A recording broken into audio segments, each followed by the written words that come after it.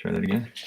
Hello, welcome to Painting with a Scientist. I get to host today, and I'm kind of excited. Some of the most beautiful art in all the world is beautiful because of its symmetry and the neat patterns that are involved, and we're going to learn how to make some of that today. So in the chat, I see lots of people. I see Science Girl, Deepa, Queen Donut, Nora, David, Esther, Haley. Hey, it's Corgi, Queen Donut, yes. Saying the same names over and over again. Kari, welcome. Today what we're making are called Hitomezashi patterns. And to really get started, what I'm going to do is ask you guys not to draw anything. And instead, I want you to just watch the way that I do this. So I'm going to write this out. So this is a Hitomezashi.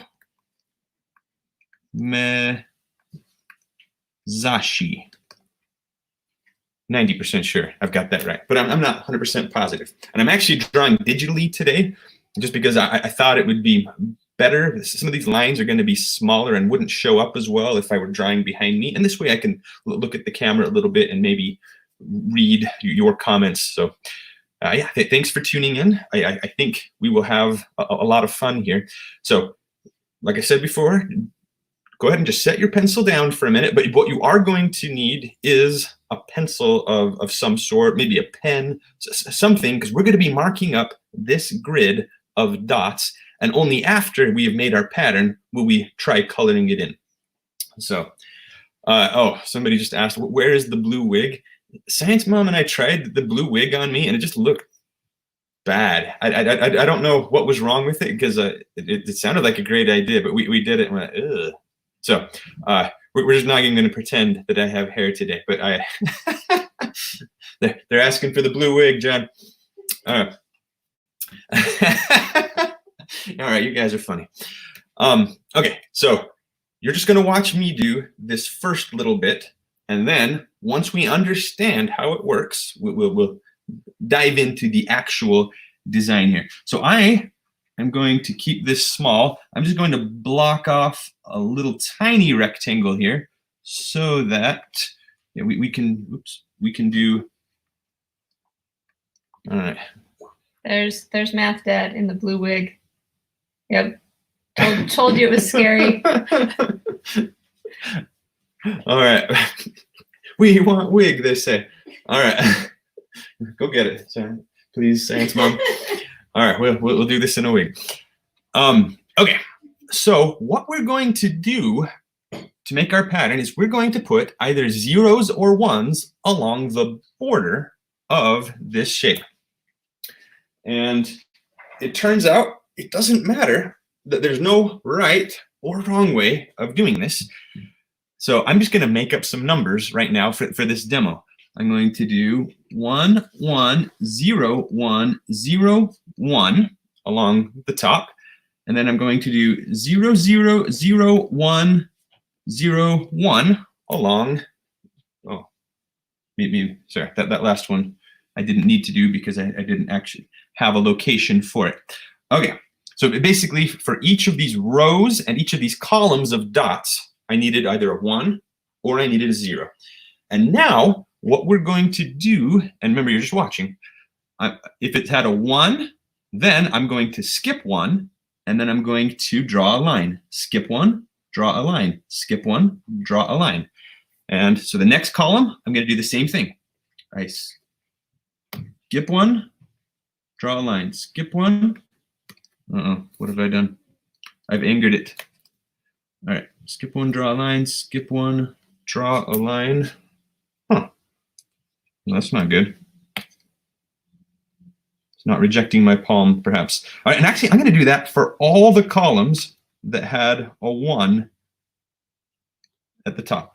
So I'm getting this pattern for all 4 columns that had a 1 at the top. For the columns that had a 0 at the top, instead, I'm not going to skip any, but then I skip 1, draw a line, skip 1, draw a line. Same thing here. So don't skip. Must be pushing. My fancy stylus has an extra button here. So yeah, I only get 2 different patterns there. The columns with 1 all get the same pattern. The column with a 0 had the same pattern. for the rows, we're going to do the exact same thing. So all the rows that have a 0, I'm just going to draw a line, skip one, draw a line, skip one, draw a line, skip one, draw a line, skip one. Oh, and the same thing for all those. All right, so that one has a 0 first. And I'm just going to continue this pattern on. Oops. Yeah, angered my stylus. There we go.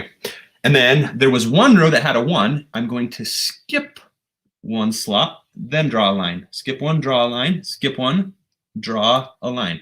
So then that gives me a Hitomezashi pattern. So let me know in the chat, did you understand what I was doing? Because if not, I'll gladly go through it and explain it one more time. So there really are just 2 patterns for the columns. There are 2 different patterns for the rows. And in the end, I think that's a pretty cool little pattern that popped out from what we had done. All right. So this is what we're going to do. And I've got a lot more dots on the printout. And you could use anything with evenly spaced dots. That it will work out beautifully. And I'm going to erase what I've done. And then we're going to go back to the beginning. And there's no wrong way of doing this. If you did all 1s and all 0s, what you would discover is it's a little bit on the boring side. But even then, it's not the worst thing ever. But yeah, once you start interspersing 1s and 0s, and maybe there are some patterns that gives, like you could do 1 1 0 1 1 0 1 1 0 1 1 0, or do 3 1s 2 0s 3 1s 2 0s. I mean, their possibilities are, I wouldn't say they're endless, because there are only finitely many dots on this page, but they're way more than you would ever be able to do by hand. So I'm going to erase this, and now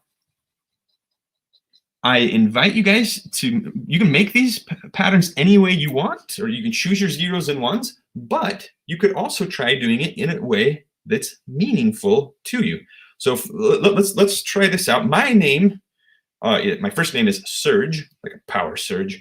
And so my initials end up being SCB. So S, C, and B. And if we try to trace in the alphabet, what are my letters of the alphabet? Well, B is the second letter of the alphabet. C is the the third letter of the alphabet. I can do this. And S is the 19th letter of the alphabet. And I'm going to take those numbers and I'm going to write them in binary.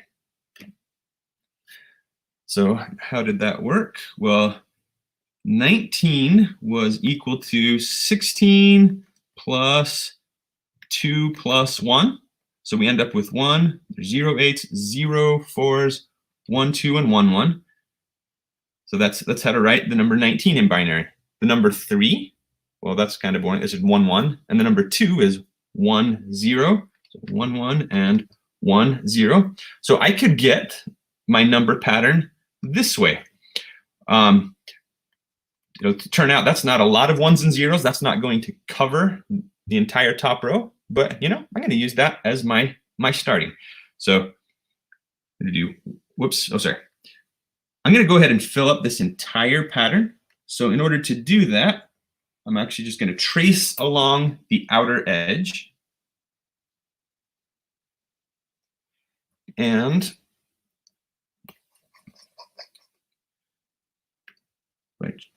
by tracing along the outer edge, I will not mess up. And since the outer one already has a line, we don't need a number there. So I put this 1 here, and I realized, oh, I don't need that there.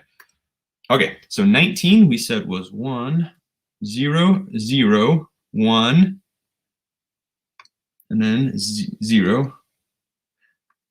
Okay, and then the number 3 was 1 1, and the number 2 was 1 0. And then I could repeat that pattern, but what I've found is I don't like it to repeat. I like it to kind of be random, but it's actually a lot of fun when there's just a lot of structure added. All right, so from there, I'm just going to make up some ones and zeros. So 1, 0, 0, 0, 1, 0, 1, 1, 1, 1, 0, 1, 1. Okay. And now down this column, what could I do? I could pick something special. I could maybe pick my age. So I'm 39 years old currently. So to write 39 in binary, it turns out 32, there are 0 16s, there are 0 8s, there's a 4, a 2, and a 1. So that's how I would write the number 39 in binary. And I could write my kids' ages or something special to me, or I can just start throwing in some numbers. So let's do some that just alternate 0, 1, 0, 1, 0, 1, 0, 0. Okay, so now I have fully populated the sides and the top of the diagram. So at home, I hope you guys are also, oops, I know what I've done. Just trying to scroll through the comments so I can see a little further. Yes, we have some good patterns here. We're mathing with a math teacher instead of drawing with a scientist. Yeah, we're doing that a little bit here. And fortunately, the whole pattern has already been decided. At this point in time, there are no decisions left to make. We just have to carry out the instructions that we have written for ourselves here. So that's what I'm going to do.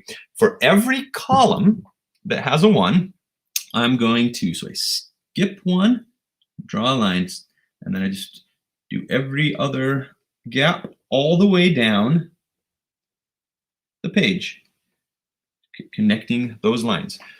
Oh, same thing here. Skip 1, draw a line, skip 1, skip 1. And I'm going to hit all the columns with 1s first, because then I can just do all the other columns more easily. Okay. So these 3 columns kind of go together. So I might shade them in or draw those lines together as I go down these columns. Oh, come on. All right. But like I said before, I am done making choices. I'm just following instructions. Oh. 1, 1, 1. And this is the type of art that I can actually handle. Come on, stylus, be nice. Why are you saying that? It's trying to get me to paste something. Like my hand is not anywhere near a button. I'm losing the battle. Oh, come on. So as you do this at home, sometimes you might make a mistake, and in that case, you need to erase it, or you could always come back up top. If it was just one little mistake and you labeled a column entirely wrong, you could change a 1 to a 0. Yeah, this is the type of thing. It's a big enough production. You're not likely to do this without making any mistakes.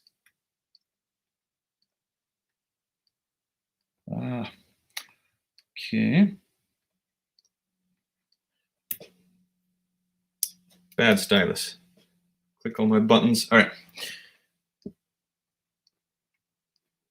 There we go. So we're skipping every other one all the way down, and we're just following the same pattern as we go.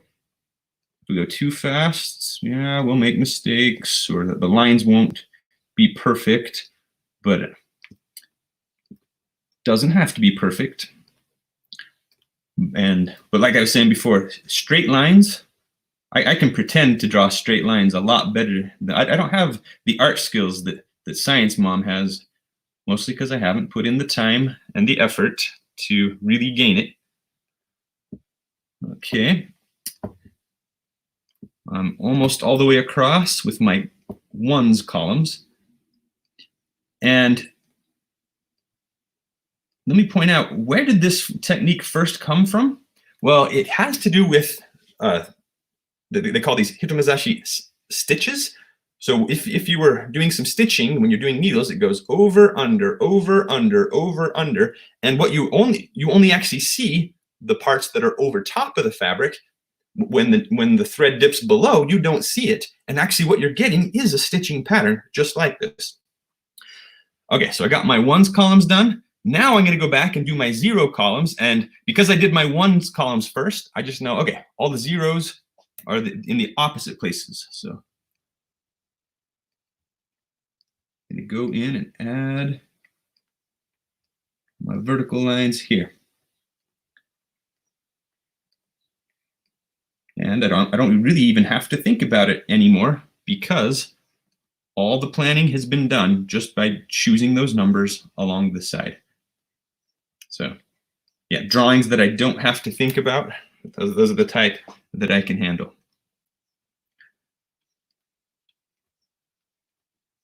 Nice and easy, not a race. Stop racing, Ben. All right.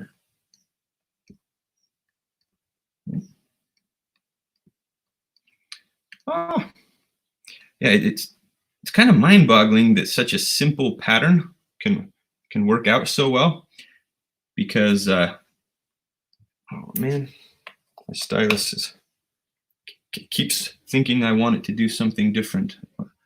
It thinks I want to paste. You guys seeing my paste message when it shows up? Okay.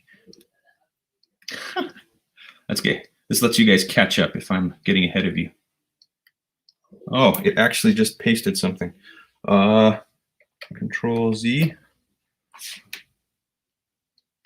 Yeah, so I thought I was being all fancy by doing digital art here, but it's possible that I'm not making it any easier. I know I'm making it easier for me to display for you guys, because these lines would be awfully small if I were just trying to use the webcam.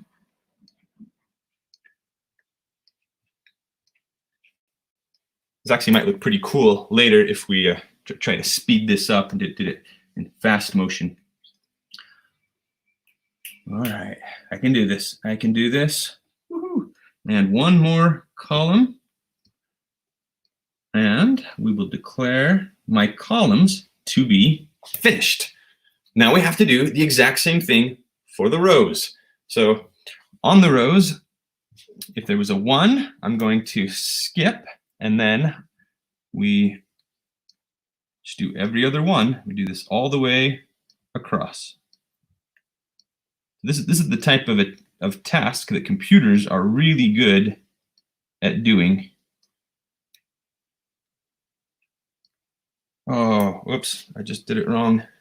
So I'm going to undo or pull out my eraser. All right, I'm supposed to skip the first slot. I've got 3 1s in a row, so I'll just do 3 lines in a row each time. Getting some little squares in there.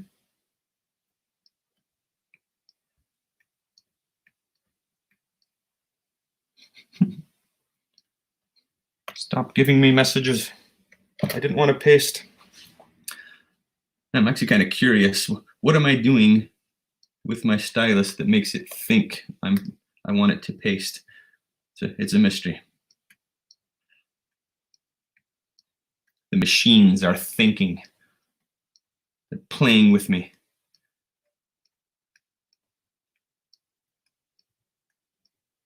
All right. Well, this is good, kind of coming together. I can't tell what the whole thing's going to look like yet, but I'm definitely seeing some patterns as we go across every other one here. There's something kind of therapeutic about art like this, where I actually don't have to think a lot about it. This is the type of thing, you know, if I'm in a meeting and I've got to pay attention, but at the same time I'm feeling a little bit bored or a little bit antsy, this is the type of thing that I will bust out and spend time on. And yeah, in the end, I've got some really neat patterns. And I think it also helps to entertain other people who are bored during the meeting if they see me doodling like this. So yes, I'm a fan of doodles. I'm not good enough to doodle faces and other art. I've tried, and every once in a while you can tell who I'm trying to draw, but yeah, usually you just can't tell who it's supposed to be.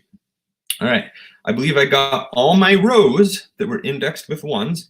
Now it's time to get all the other rows. So I would say I'm 3/4 of the way done. Now I just hit all my zeros. I just know I started at the very left, and then I just keep skipping one, and we move.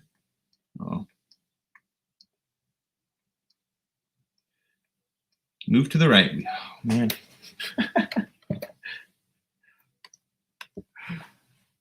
All right. Don't do that to me.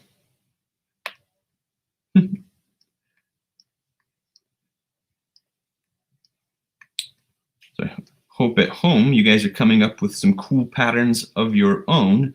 Unlike the art that you would have done in past Painting with the Scientist sessions with Science Mom, you're going to come up with something very different than the art that I came up with today, just by changing your patterns of 0s and 1s.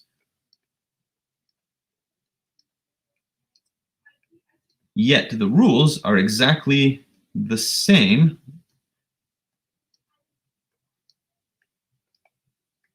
So I think this is probably easier art in the sense that we don't have to, in the end, whatever we come up with, we declare it to be a success. Whereas often with other art, if it doesn't look like what I wanted it to look like, I'm like, oh, I don't know.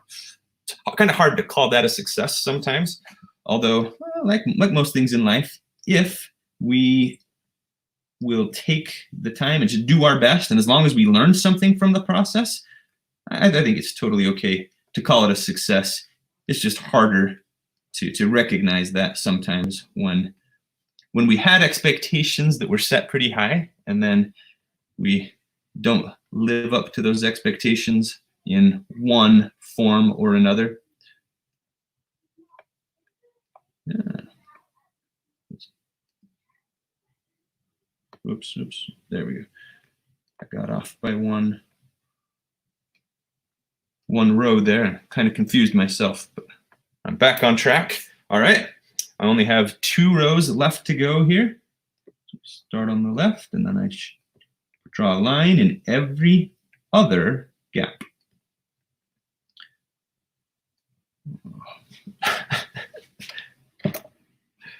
What have I done?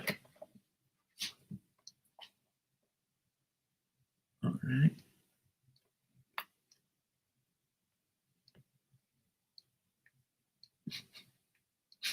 Don't do that. Computer's just toying with me now. All right, Ben, did you hack my computer? Is that what's going on? Ben's the culprit I think of each time. We all know who to blame.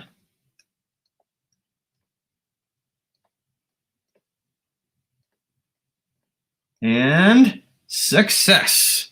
I have created my entire Hitomezashi pattern. And how would I describe what I have done there? I see a few little small squares. I see a few bigger shapes.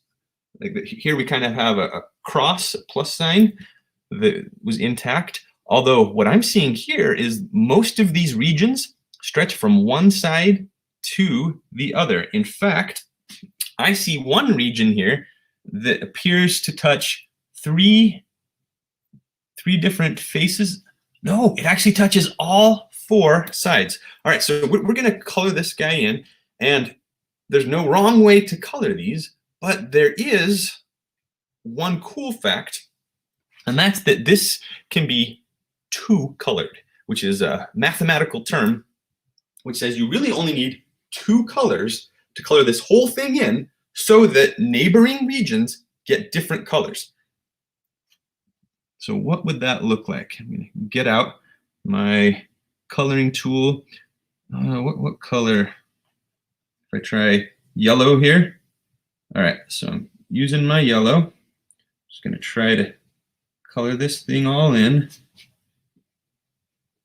And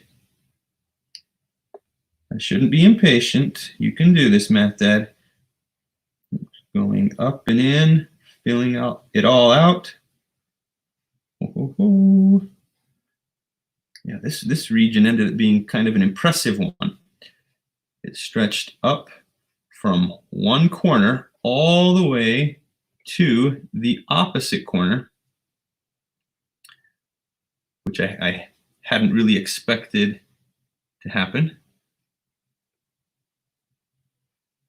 I think typically when you make one of these up, that's not normal behavior. My guess is if you did this 10 times, maybe 2 of them would stretch from corner to corner, but maybe not even that many. I don't know. I haven't made enough of these to have that much intuition, but I have seen many different patterns, and yeah, this is working out pretty well. All right, so my guess is that was our biggest region of all. So now I'm going to skip shading anything that was the same, or that borders that. So let's see, this one, oops, shade it yellow. Come on, yellow, yellow, yellow. Okay, so I'm skipping one chunk and then jumping to the next one over. And if I do this right, I can really color this entire thing in using only 2 colors. So at this point, you guys could be using paint or markers or whatever you want, so that this actual painting part could be pretty cool. Watercolors look really neat on this. Somehow makes the patterns work out pretty well. So there's no wrong way to color this in. All right, and come on. And I'm just skipping one region each time, and then I'm sticking with my yellow color all the way down, because I like to see if I can do this in just 2 colors. But I've seen people who color these in somewhat rainbowish, although in that case, it's a lot harder to, you don't know in advance, huh? Is this color going to end up next to another color? Because sometimes these regions go all over the place. All right.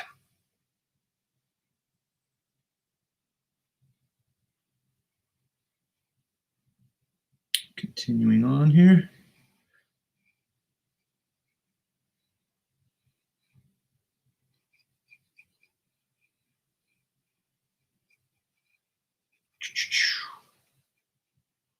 Yeah, it's kind of therapeutic to spend time doing this. And you know what?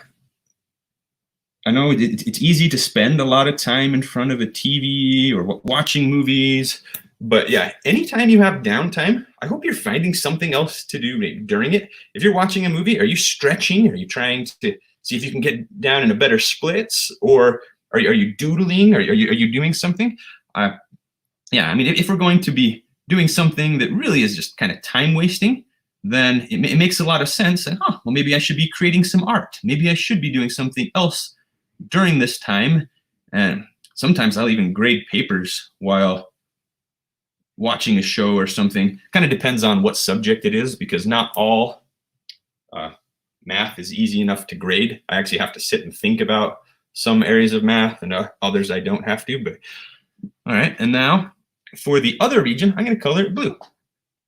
Let's see what we come up with here. So blue, yellow. Yeah, okay, well, I won't argue that I have great color sense here. Can't tell if these 2 colors go together that well. But I'm having fun. And if you don't like it, you can do it even better on your own. Like we said, though, there's no wrong way to color this in. Oops.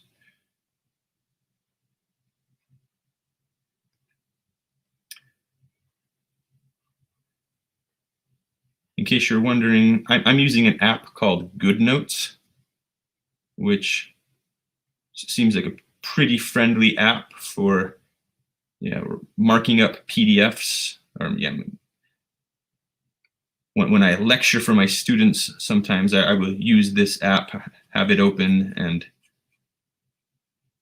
That way, as questions come up, I can just write them down and work out the problems while recording it for a group. And that is something that's needed to happen more than ever with the recent shutdown. So kind of fun when life throws you a curveball like this, then it's time to quickly learn some new software to fill in whatever need you have.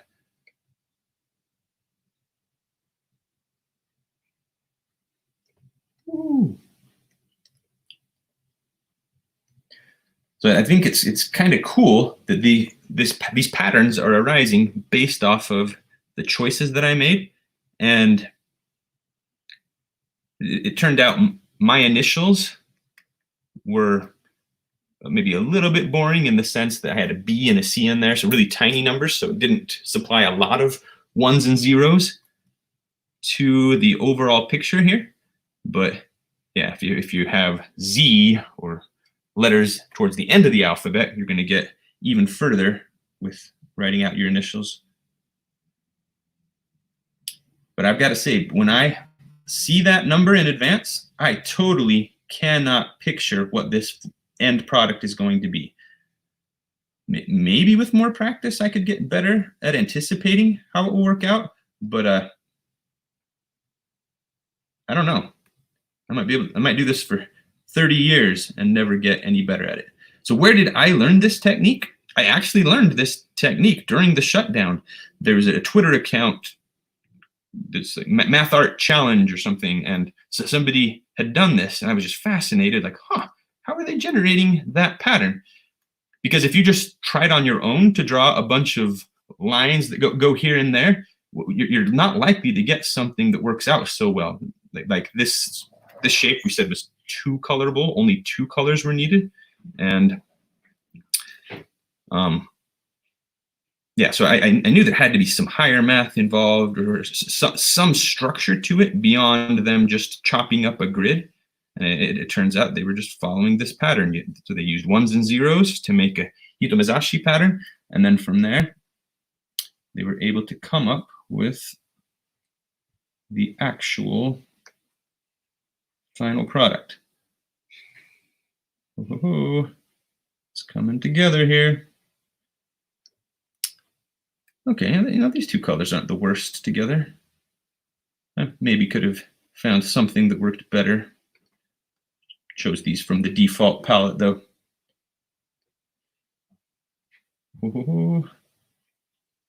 Closer to the end. And aha, I declare victory. I was able to get all the way through this pattern. So while I relish in my victory, I'm going to quickly try to respond to something, a quick email come in from a colleague here. But then I'm going to open up Desmos because we actually want to look and to talk about this pattern and how we can generate it, because I built a really nice simulator in Desmos so that you can change the ones and zeros and have it build all on its own. So I'm going to try one more time, forwarding an email. Come on, work.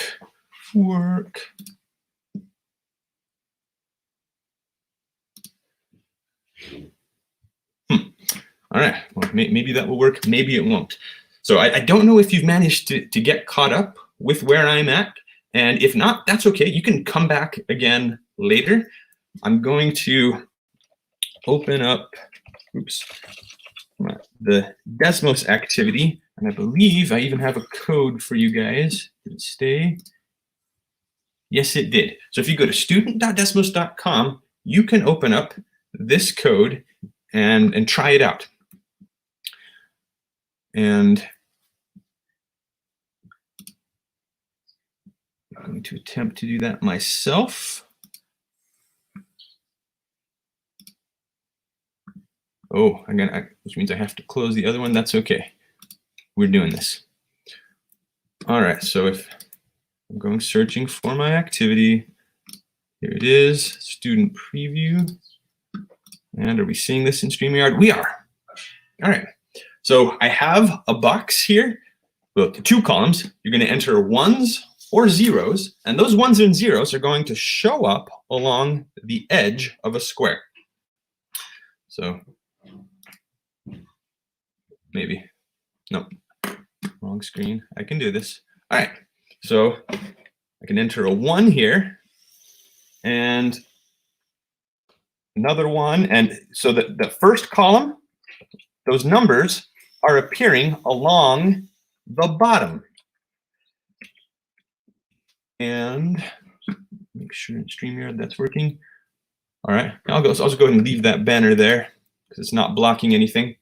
All right, the second column is going to put zeros or ones along the column. And now I'm just going to fill this in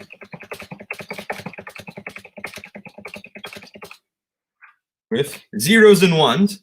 And what we see happening here is, this big pattern.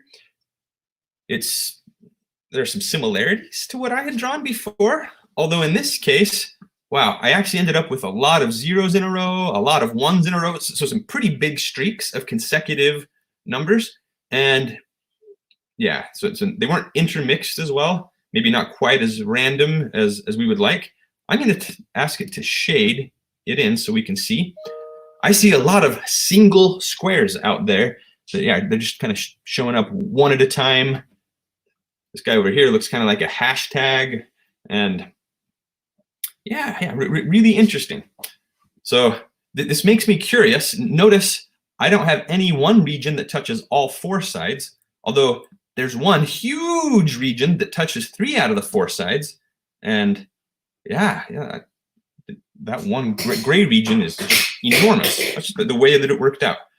All right, I'm going to go in and I'm going to switch some of these ones to zeros and some of these maybe zeros to ones, and yeah, just see what that does and how it changes. So yeah, I only changed 3 values there, and already the whole structure changed. We no longer have one region that touches 4 sides.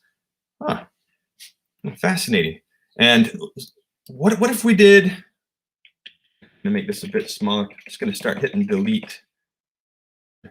Clear some of these out because it ended up being such a big picture. Yeah, there are tons of questions that occur to me. I'm terribly curious. Like, what if I did all ones? What would that look like? Okay, and then what if I did all zeros in the other one? All right, yeah, okay, that's kind of boring, but also kind of interesting. What if I make it change 0, 1, 0, 1, 0, 1? So let's try that. Oops. 1, 1, 1, 1. So now it alternates. Ooh, kind of a zipper effect here. Okay, what if instead we did 3 ones, 3 zeros, 3 ones. Oops, I can do this. 3 ones and then 3 zeros. Oh, then it kind of turned into a walking zipper type shape. No, fascinating. And okay, so clearly there are some interesting questions here. Is it possible to make one region that touches all 4 corners at the same time? Well, I think we actually may have seen that with all ones and all zeros. That was kind of boring.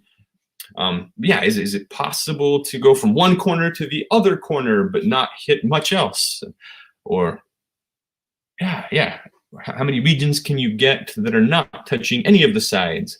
I don't know the answer to any of these questions, and I assume most of these are possible, but yeah, I think there's hours and hours of play to be had, and yeah, I hope you guys will play around with these and yeah, see what you can come up with. So jumping back to the comments here. All right, seeing some questions. Math Dad, how am I?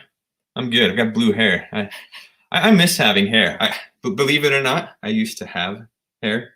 So I don't at the moment. But so is this how you go about making puzzles? Yeah, I'd say often when you're making puzzles, you're just trying things. You're like, huh, what would happen if I did this? And you know what? Sometimes you get a cool effect. Sometimes it's like, that's a total dud. I have no idea where that was going, but maybe it gives you another idea, and you try things. And yeah, you can often make puzzles just by messing around like this. All right. All right, so questions about, whether or not numbers have an end. So when we're talking about real numbers, the standard number line, it turns out that there is no end. It goes forever and ever. There is no largest number, but there are some really cool systems of numbers that don't go forever and ever. And we use them all the time. In fact, this is going to be one of our math topics for this coming week. We're going to talk about modular arithmetic and so clock arithmetic. And yeah, it is one of my absolute favorite topics. So we will make sure to do that. All right, so got some people saying they're having fun. By all means, if you guys will share your artwork, I can ask Science Mom to create a Facebook post somewhere where these can be shared, because yeah, I think these patterns are a blast to make. And there's Ben, I think he's admitting to causing my problems in the chat there. All right, and so where do we use these patterns?